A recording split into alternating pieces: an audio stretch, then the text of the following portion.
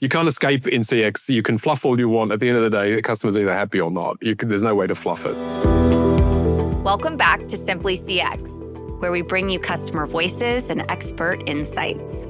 I'm Nicole McKinley, leader of Global Customer Experience at Microsoft. If you listened to part 1, you heard Chris Lipman share how Ian is embedding customer experience into every corner of the business, from using NPS as a universal metric to making CX a company-wide responsibility.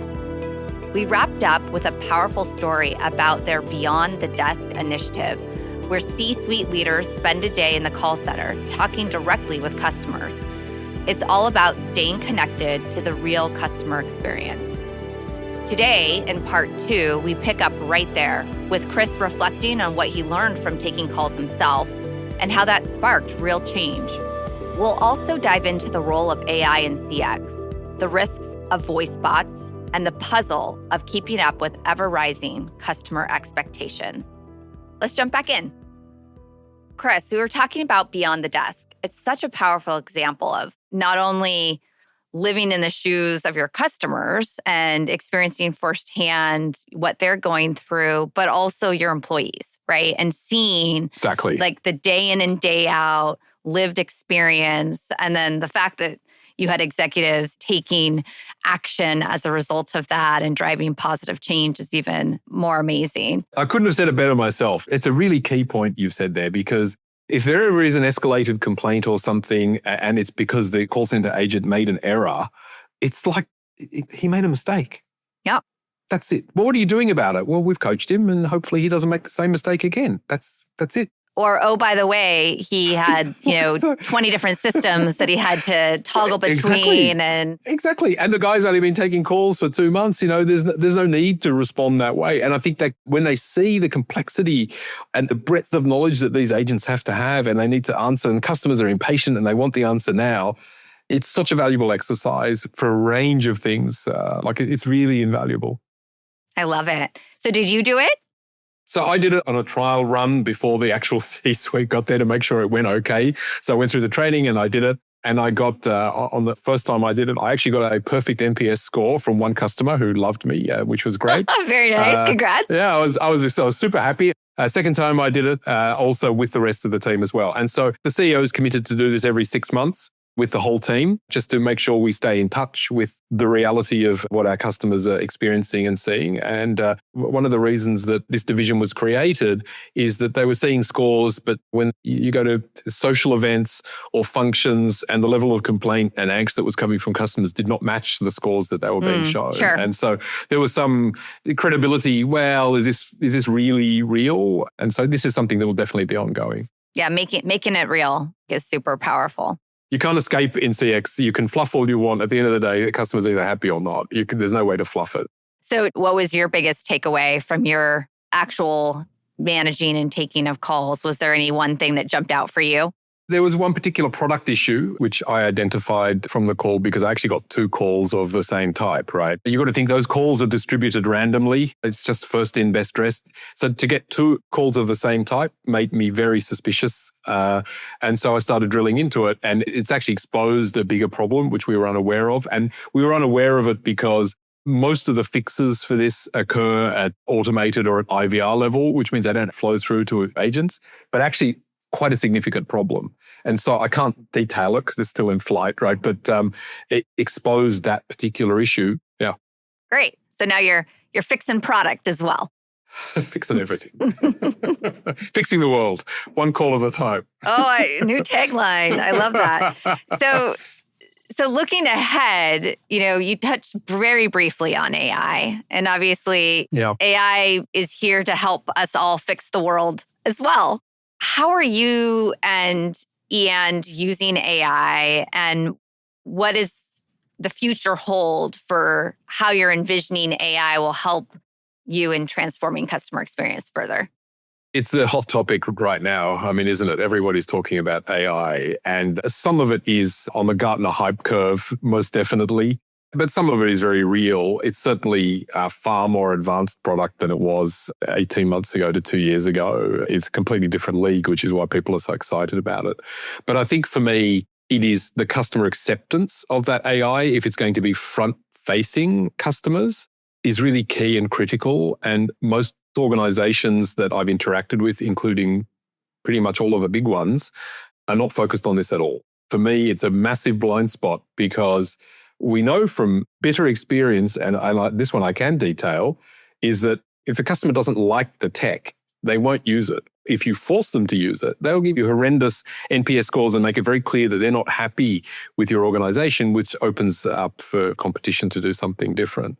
And so we had this product on entering the contact center called a virtual assistant, which was a voice-operated bot. A lot of the US banks do this in the IVR. I personally find them very annoying when I hit one of those because they don't understand me half the time. But what we found was the technology was fine. The technology was A-OK. The technology was working as intended and giving the correct answer 85% of the time. Customers were giving this minus 50 NPS. Now, minus 50, you've got nowhere to go. There's nothing to build on. It's not tweaking. You need to reconsider the whole... Reset. You need to stop and reconsider, stop. And so what we saw is that between the virtual assistant and old school IVR, there's a 70-point NPS difference.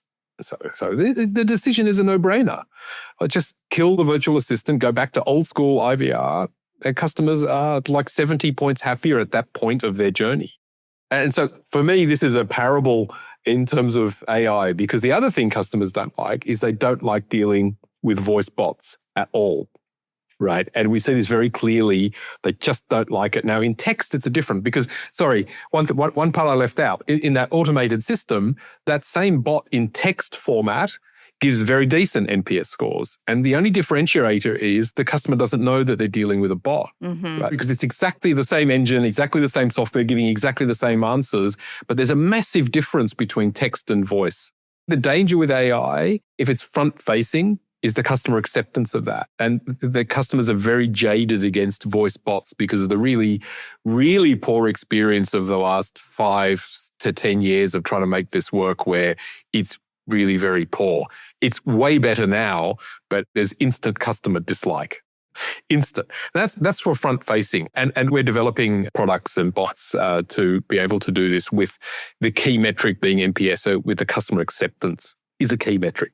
For non-customer facing, it really helps us. Like if there's a network issue, and certainly in our fixed network or on a mobile network, there's so many parameters, and AI is really the only way to drill this right down or give us the ability to tailor a network solution for a specific customer proactively without the customer asking.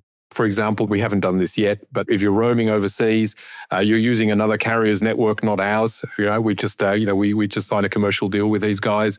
The ability to determine that you're having a negative experience and change your networks without you asking so that you get a better one without you even knowing is something that is reliant on AI to do, to recognize this and actually trigger it and do it. There's more primitive ways of doing it, but they're not that effective, to be honest. So this is much better. Or recognize that you're moving into an area where traditionally customers are not happy and proactively do it as you're moving into that area, as an example. So there's lots of different ways, the ability to anticipate what a customer's NPS score is.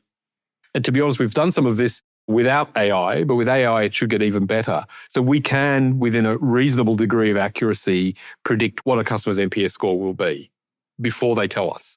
So this is critical. Now, with AI, we'll get even better, and it will allow us to trigger things where we know you're not happy before you tell us you're not happy, and we know the reason why with AI within a very good range of accuracy, and so we can affect things. We can send you a message. It's communication. So because customers sometimes have a VPN on, for example, and they're getting a horrible network experience. Not our fault. You need to switch your VPN off. So we can do that. All the way through to adjusting your network or moving you to different routes so you get a better experience, or understanding what customers use the most to cache content locally. Like it's really near infinite the number of cases that we can come up with to impact the customer's experience in a positive light using AI. Super helpful. So AI is a key enabler, not a replacement for the human personal interaction. Also, AI for predictive and proactive, is that kind of the key areas of focus that you have? Predictive and proactive, definitely. I think there are some use cases where if you get it right, you can actually replace the human agent in some cases. There's use cases which are pretty simple and pretty basic. Like a human does not really add much value to those things, but you can get the message across to the customer. You give them the answer that they want and deliver a good experience. There is some case for that. So I think it's from that all the way through to predictive and proactive experience and service and everything in between is very exciting. Exciting space, exciting opportunities. And the key that you're really touching on is ensuring that as you're introducing AI, as you're identifying those new opportunities, you're keeping the customer at the center of the experience you're designing, right? And ensuring that the customer's expectations are being achieved or exceeded in whatever AI capability you implement. Absolutely. And I can tell you all the projects we're doing, and we're out to market for a couple of more. A key metric is the before and after NPS.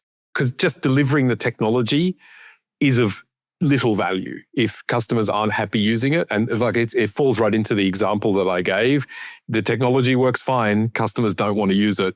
It's got very little value to us. And so this is where customer centricity is key and core to our mission. And certainly with AI, it just has to be, because the technology without the experience is useless. It's of no value. Super valuable perspective. Thank you, Chris. As you look ahead, and I know, again, you're a fan of puzzles, like what's the big puzzle that you're focused on solving for eAnd? As we improve customer experience, and we've come a long way, the good thing and the frustrating thing about CX is as you move customers' expectations continue to go up. Mm-hmm. And so if you've hit a nice place and you just plateau and don't do anything, you will eventually start to go down just doing the same things. What was exciting and wow suddenly becomes an expectation, and now you need to do more and more. And so for me, it's understanding that, because in some of our products, we're really at that point where we're getting very decent scores. Customers are clearly very happy. Churn rates are down. Spending for happy customers is up, and this is clear. It's about how do we continue to maintain that trajectory? How do we keep evolving in that? So this is the key puzzle. But, this is not every product, and it's not necessarily consistent. And so for the products that lag, there's still a lot of puzzles in trying to work out the why. We see some negative scores, and we've done some things, and some things work and some things don't, which means we still have not cracked that puzzle. So for me, this is really critical, and bringing the organization along and keeping the organization engaged with this. I know we already touched on AI, but that's the bit that keeps me awake at night. It's that translatability of AI into something that humans will accept and in what format they will accept. And you can do really cool things. We showed at last year's GITEX conference a holographic agent, which is going to go live, which we'll use in stores. And it's really cool. Will customers actually engage with it? Don't know. We think so. And we're building it that way, but we don't know. And so the sad thing is you can go to all the effort and have all the good intentions on the planet, but if a customer doesn't like it, they don't like it at the end of the day. And I guess it's that degree, right? And that's what keeps me awake at night with AI, as there's a lot of pressure to move towards both customer-facing and not customer-facing. The customer-facing part is probably the bit that keeps me awake at night at most. Getting an interface which customers will actually accept and actually transact with and be happy doing so. Now, if we can crack that puzzle, you're effectively turning an analog channel into a digital channel. It really changes the entire paradigm from a service point of view, but also from an experiential point of view, you're shifting it as well. One final bit on this topic, for all the various gaps and puzzles where we know what the problem is, it's where can we actually apply AI? Is there an AI solution that will fill this gap? Whereas traditionally we would do something manually or we would work it out algorithmically, but it's something which is very difficult to do on a real-time basis. The advancements that it can actually bring to improve overall customer experience beyond the service component, but into the experiential component, and actually tell us proactively why the customer is potentially not happy. This is the biggest puzzle of all, the biggest puzzle of my career, actually. Well, it's exciting times. And I think you said it well. AI has the opportunity to help you better understand your current puzzles. Yep. It has the opportunity to solve really complex puzzles and then really, transform how we deliver experience to customers. So it's exciting, and I'm super confident with your leadership and all of the innovation and work you've done to create a customer-centered company that you'll be successful. So again, thank you so much. Thank you so much, Nicole. And thank you for the opportunity to speak on this platform. It was very engaging. And, I love, as you can see, I love geeking out and talking on this topic. I can talk for another hour. I know, me too. Thank you for listening to Simply CX. I'm Nicole McKinley. Our show is produced by Large Media. That's LARJ Media. Special thanks to Luia Polka and Elizabeth Machado. To find out more about today's guest, check out the links in the show notes. If you have your own challenges or questions about CX, email us at simplycx@microsoft.com. And please share today's episode with someone you think could learn from it. And follow me on LinkedIn to keep the conversation going.